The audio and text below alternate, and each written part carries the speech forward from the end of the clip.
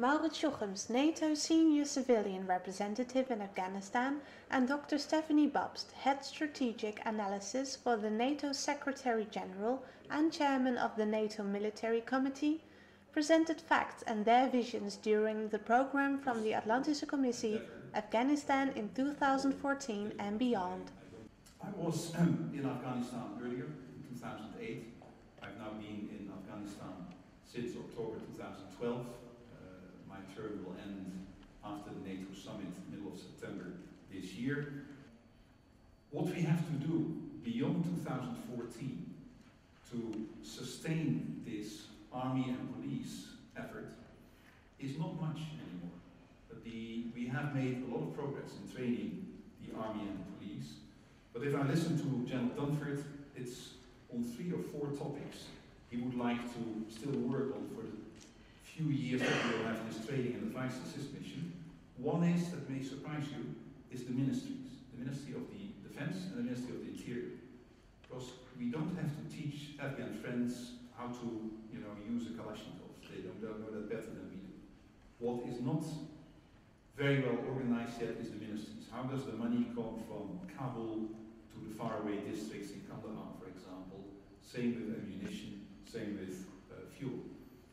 So that is something they have to learn. Another thing we have to develop further, mainly again financed by the American friends, is aviation. Both helicopters, attack aircraft and transport aircraft. There, by the end of this transition period, end of 2014, we will not have done all the work. So we will continue to provide and train the Afghan Air Force. And the last example I will mention is intelligence. In fighting insurgencies, like we have in Afghanistan, or international terrorism, if you so wish, 2 things are important: special forces and intelligence. Intelligence, surveillance, and reconnaissance. And that last bit has to be developed further as well in the next 2 years. So much about security transition. Let me move to the political transition. My conclusion is that the political transition is even more important than the whole security transition. Why? If you want to keep the Afghan National Army together and the Afghan National Police, if you want to avoid these entities splitting along ethnic lines, as happened after the Soviet occupation, then the political transition is enormously important. That the political leaders, the competitors now for the presidential elections, I'll come to the presidential elections, will agree that the loser will accept the winner, so to speak, and that we will not go back to a situation of civil war or almost civil war. All the presidential tickets of Abdullah Abdullah, Dr. Abdullah Abdullah, of Dr. Ashraf Ghani, and Dr. Rasul, Salman Rasul, the most important candidates, they all have more or less inclusive presidential tickets. Rasul is a classical example. He himself is a Pashto, and his 2 vice presidential candidates are Tajik and Hazara, and that is how it's traditionally been done. That's already one reassuring, confidence-building element. But even more important is, I quote one of them, he said, actually elections, we're all watching the election date coming near, the 5th of April, are important, but even more important is the period after the elections. And by that he meant, to quote him on his own words, we don't want to see an Egypt scenario. And by that he said, he meant that there is a clear winner, but still a civil war-like situation developing afterwards, that the losers don't accept what's happening, or the winners don't behave as sort of inclusive winners. I mentioned already the discussion about end date and end state. I would be, although I am a humble diplomat, but really recommend to the military planners, when they plan for an operation, to have some sort of time perspective how long it's going to last. I know it's difficult, but I think politically it's important. To illustrate this with an anecdote, I was not a bad student, I was certainly not lazy, but I needed exam dates. I mean, it helps everybody. Like it helps now in Afghanistan, that they say 31st of December, friends, this is it. That helps. So for the Resolute Support Mission, as we call the Train, Advise and Assist Mission, it's not completely there yet, but I'm a strong advocate to say there should be a sort of end date also for trade advice and assistance. Second lesson learned, that alliance cohesion is important. Of course, we are, as NATO, a club of an intergovernmental organization, so the powers of the individual nations are very strong, but I would say let's demonstrate as much cohesion as possible. One of those words there applicable is in together, out together. These kind of things is important. What has also been clear is the capacity shortfalls of some of the European allies, or the lack of political will to do spending there. I mean, there was always a shortfall in helicopters, I remember, and these kind of things. You cannot blame the American friends and some other nations for that, because they had enough of those. But I think we have to do more. But I have some defense-related friends who know this better than I do. What struck me politically as really a handicap, a self-imposed handicap for the NATO operation. It's maybe a bit delicate, but it's the limited mandate. By that I mean that the United Nations Security Council mandate to NATO limits itself, in bad English, to Afghanistan. Whereas it's quite clear, there I have some sympathy with President Karzai, who sometimes refers to situations in neighboring countries of direct influence to Afghanistan, where NATO as such doesn't have a voice. I can say I tried, but the verdict was that a few NATO allies, and probably that's not a bad solution, said we have already good relations with some of the neighboring countries. It was not said about Iran, by the way, but some of the neighboring countries, and leave it to us. But I personally think if we do these things all together as NATO, perhaps politically we should also be a bit more ambitious than we have been so far. I already had that impression when I was Director of Security Policy, and it's probably not a very glamorous role for the armed forces, but we need more trainers, I think. It's always a problem to get trainers to these kind of countries, but that's what we need, advisors and trainers. And the second thing is equipping of those forces, although we can go too far in equipping them, but it's also important, and that costs also money. I think I leave it at that, Mr. Moderator.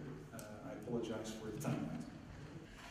Clearly there is a concern in Central Asia that the Taliban might regain power at some point in time, and Afghanistan could possibly slip back into what we continue to call civil war, or at least a level of instability that will be driven by primarily ethnic virulent division. Whether that's going to happen, we have to see, but I'm just saying these Central Asian countries share these concerns a lot. They also share concerns that a deteriorating situation in Afghanistan will definitely impact on what Maurits already mentioned, drug trafficking and primarily the rise of Islamic insurgency.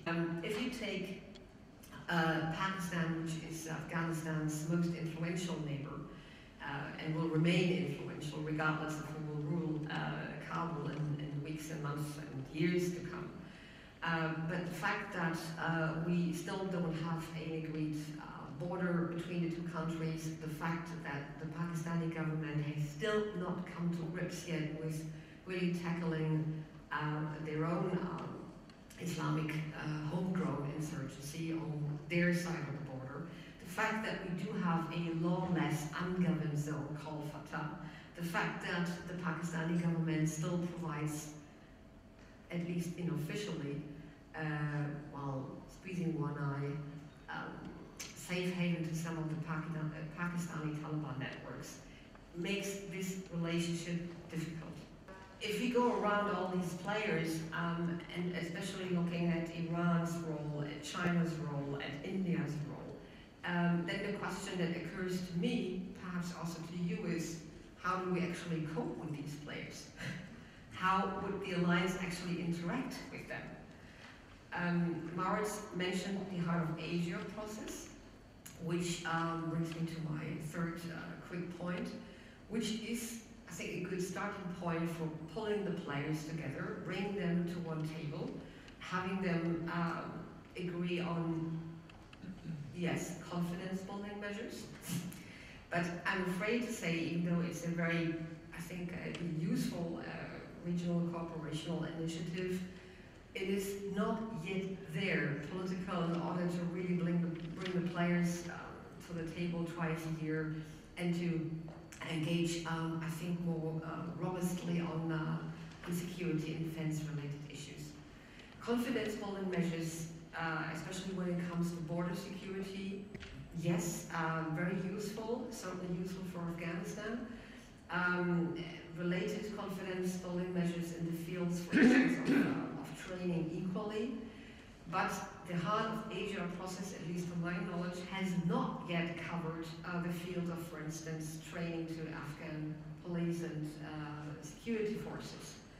So we could actually end up in a situation where NATO continues to prepare its military post-2014 operation, resolute support, and the government in Afghanistan has, according to the agreements it has signed with China, with Iran in the first place, would set up these parallel tracks.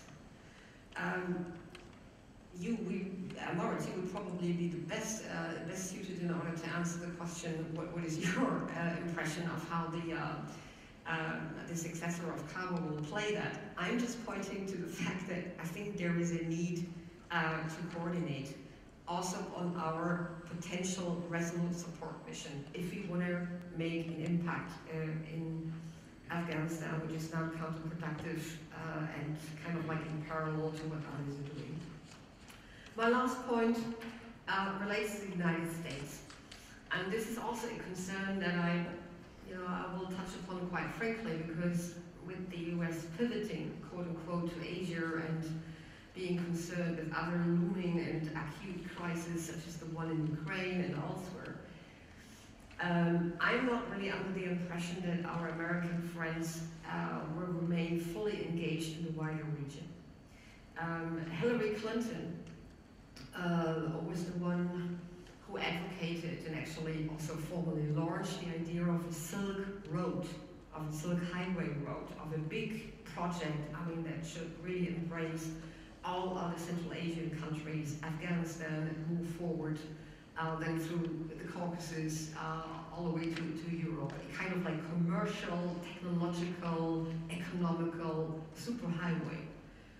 That was what she advocated and what she formally launched. Yet if you see now, a year and a half after this formal launching, what has actually happened, I'm a bit skeptical whether this grandiose idea will be able to translate into practice. I'm not saying it's already dead, but I'm simply making the point that a withdrawal, a strategic political withdrawal of the United States, not only from Afghanistan, but from the wider region, in particular from Central Asia, right, has already started also to close down or change its network of military bases, would be, I think, rather detrimental to our joint strategic interests, maybe in order to keep a focus on the region.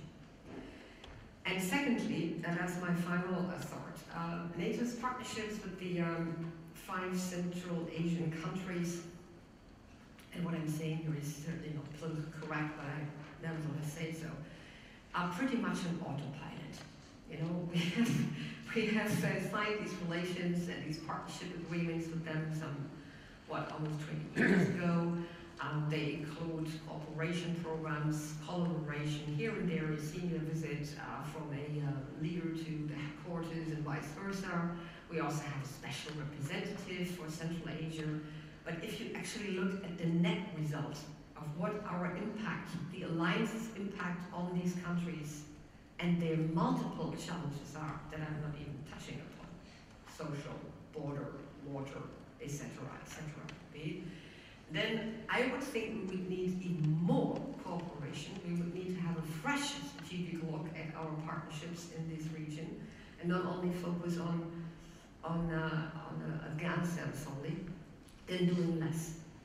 But again, looking at the member states who sit around the North Atlantic Council table, I sometimes get away with the impression that there is not a big appetite, a strategic political appetite to bolster these partnerships in Central Asia.